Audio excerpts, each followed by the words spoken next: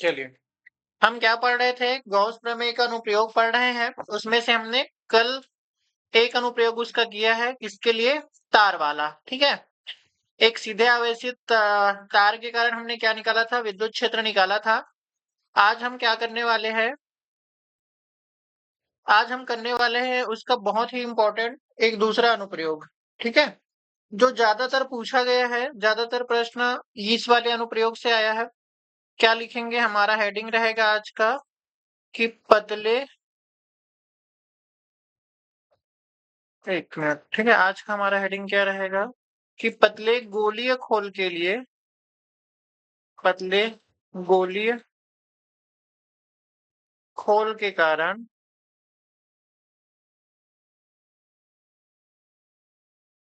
विद्युत क्षेत्र, ठीक है, ये हमारा आज का टॉपिक रहेगा, पतले गोलीय खोल के कारण विद्युत क्षेत्र, ठीक है। देखो, यहाँ पे क्या होता है, इसमें प्रश्न कैसे आता है? इस ये वाला जो अनुप्रयोग है, ये इसलिए इंपॉर्टेंट है क्योंकि यहाँ पे आपको कंडीशंस दिया जाता है, ठीक है।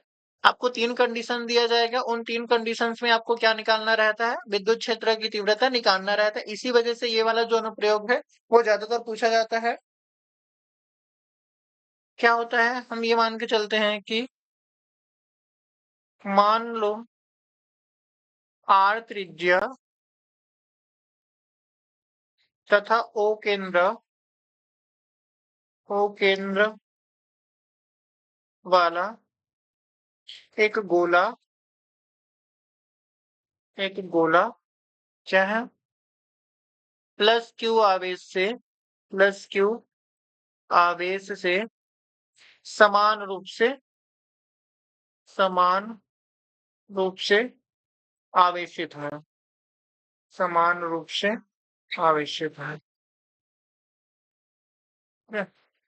गोले के केंद्र से, गोले के केंद्र से आर दूरी पर, गोले के केंद्र से आर दूरी, स्मॉल आर दूरी पर एक बिंदु P है, एक बिंदु P है, जिस पर विद्युत क्षेत्र की तीव्रता, विद्युत क्षेत्र की तीव्रता ज्ञात करनी है, ठीक है। ये हमारा क्या हो गया? एक बेसिक सा थ्योरी हो गया, ठीक है। कि अब देखो, यहाँ पे आपको कंडीशंस दिया जाता है, कहाँ कहाँ पे ज्ञान ज्ञान कंडीशन दिया जाएगा? पहला क्या हो जाएगा? जब बिंदु P, जब बिंदु P गोले के बाहर हो, गोले के बाहर हो, ठीक है। दूसरा कंडीशंस क्या रहता है? जब बिंदु P गोले के पृष्ठ पे हो, गोले के पृष्ठ में हो। और तीसरा कंडीशन हो जाएगा जब बिंदु P, जब बिंदु P कहाँ रहे? गोले के अंदर हो, गोले के अंदर हो, ठीक है। इस कंडीशन में जो स्मॉल आर होता है वो कैपिटल आर से बड़ा होता है। इस कंडीशन में स्मॉल आर कैपिटल आर के बराबर होता है। इस कंडीशन में स्मॉल आर छोटा होता है किससे? कैपिटल आर से। ये कैसे होता है मैं अभी आपको बताऊंगा, ठीक है। अभी मैं इसके लिए एक डायग्राम बना रहा हूँ ताकि आपको समझ में आए, ठीक है। हम एक डायग्राम लेते हैं और ड्रॉ करते हैं यहाँ से, ठीक है। हम एक सर्कल लेते हैं और मैं इसमें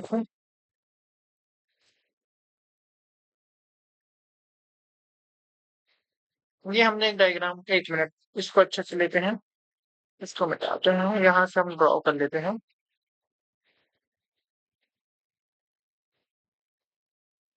हम्म,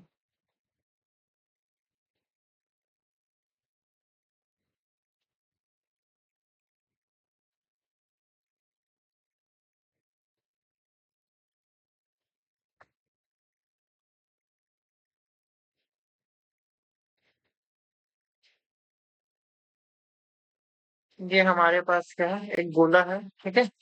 इसका केंद्र क्या माने हैं हम? ओ ले रहे हैं इसका केंद्र, इसका केंद्र क्या हो जाएगा?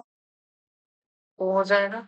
इसकी त्रिज्या हमने क्या लिया है? कैपिटल R लिया है। ठीक है, इसका रेडियस क्या है? Capital R।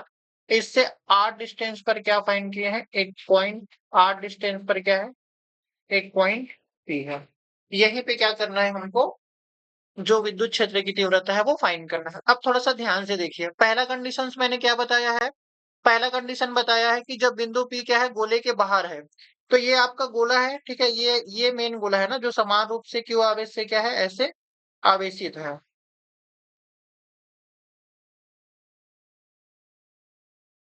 तो पहला कंडीशन क्या है कि हमने गोला बिंदु P को कहाँ रखा है? गोला के बाहर रखा है, ठीक है।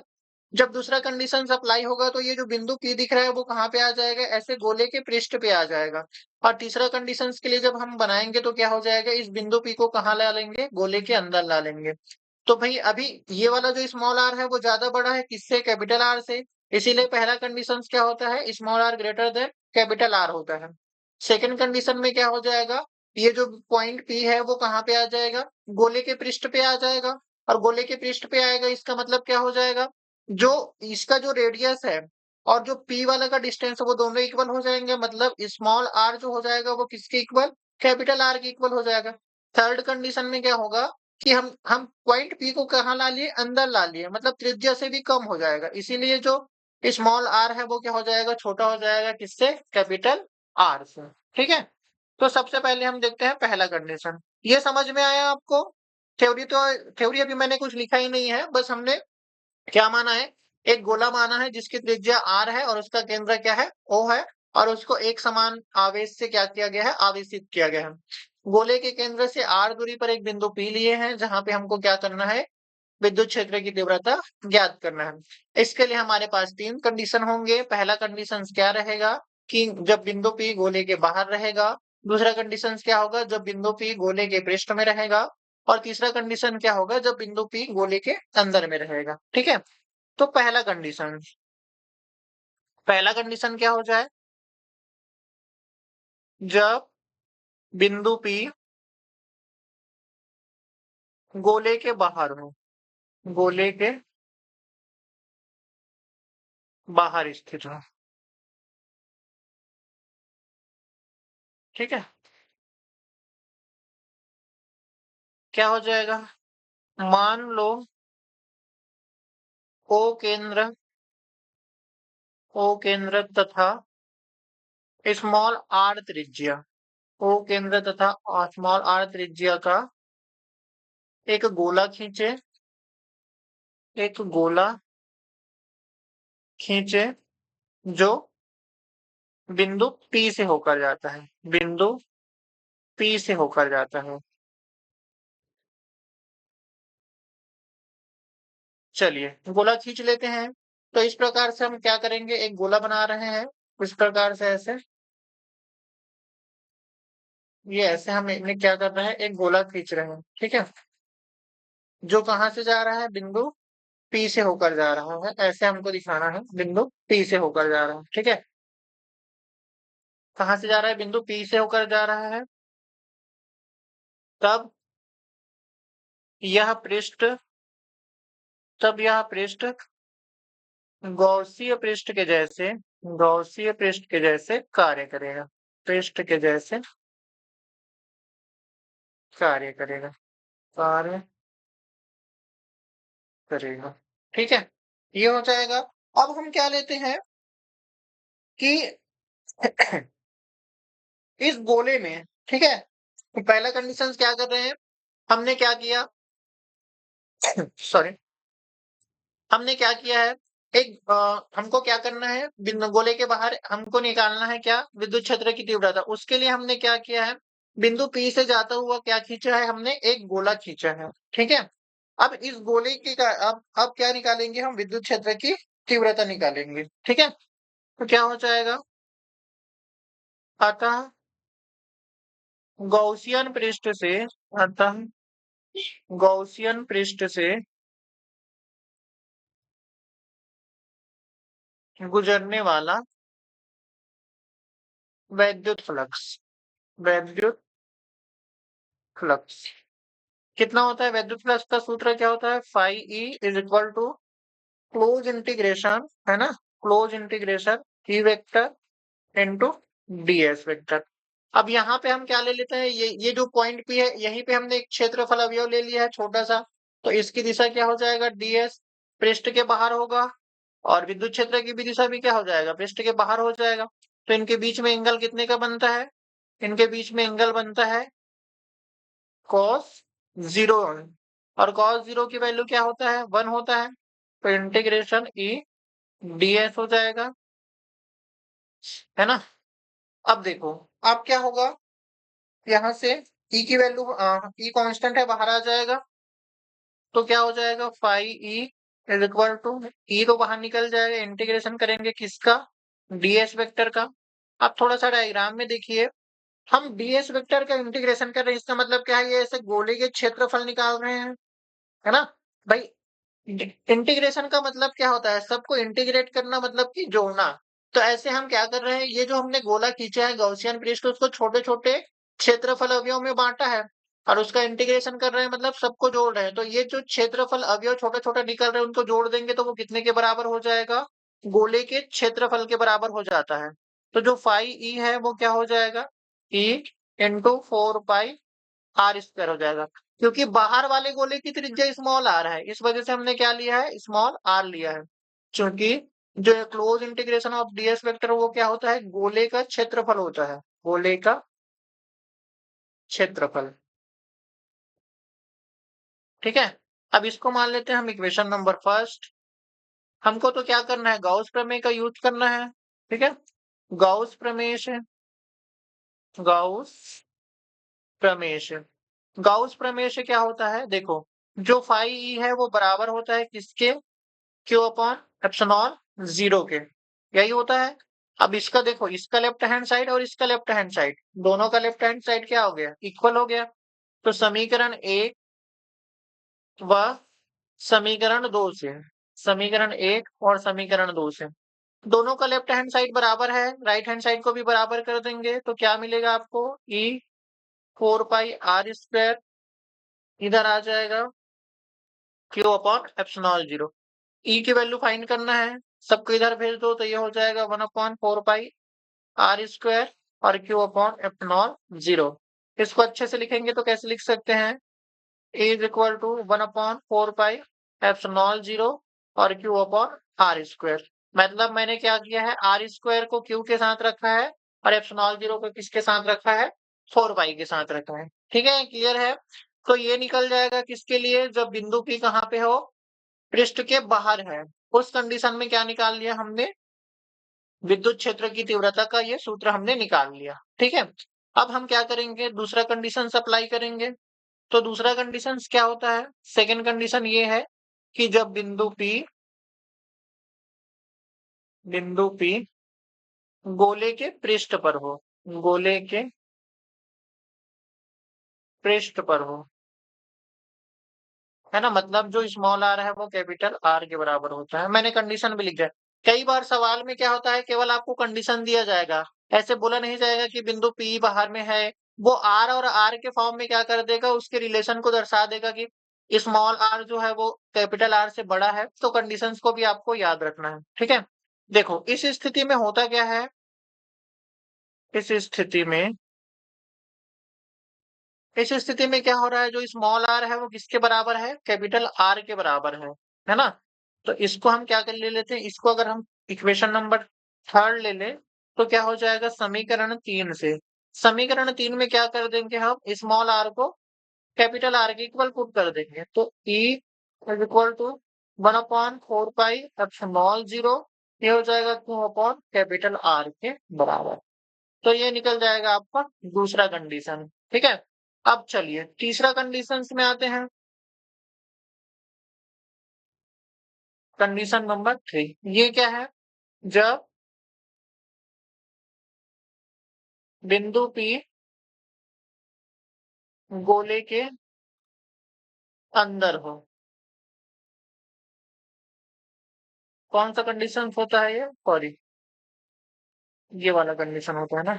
मैं यहाँ पे एक छोटा सा डायग्राम के थ्रू समझा रहा हूँ, डायग्राम कैसे बनेगा इस कंडीशन पे हमारा, ये ये इस टाइप का ऐसे बनेगा,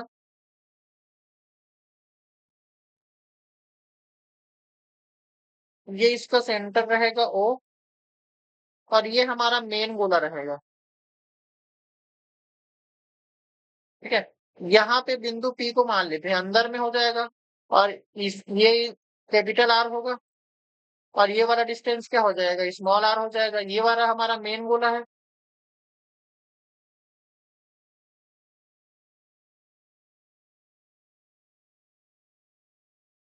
अब देखिए इस कंडीशन में क्या समझ में आ रहा है आप लोग को, कि ये जो बिंदु P लिए हैं और ये जो गौसियन पृष्ठ है, ये जो गौसियन पृष्ठ है वो कहाँ चला गया है, गोला के अंदर चला गया है। और गोला के अंदर जाने के कारण इसके अंदर कोई आवेश है क्या, नहीं है। मतलब आवेश क्या हो जाएगा अंदर में, 0। इसी को हमको लिखना है। तो इस स्थिति में क्या हो रहा है, इस स्थिति में गोले के अंदर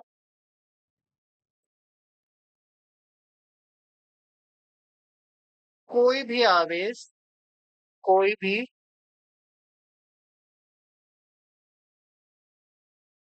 कोई भी आवेश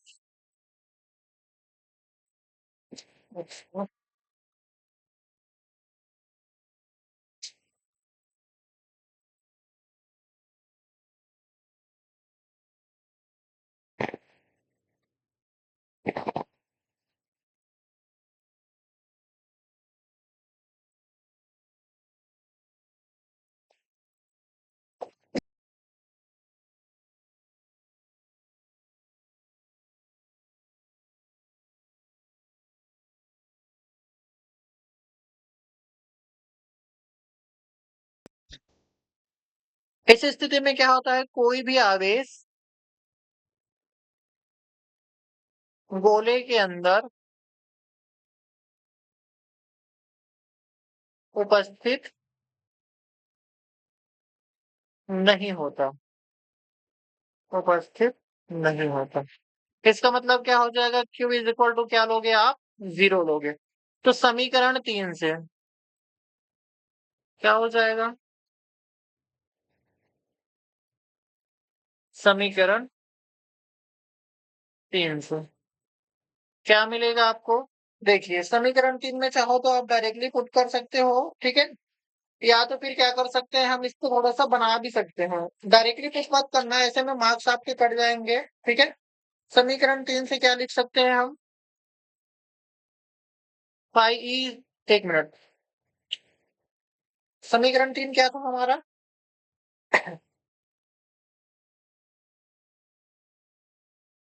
ये है ना समीकरण 3, सॉरी ये है हमारा समीकरण 3।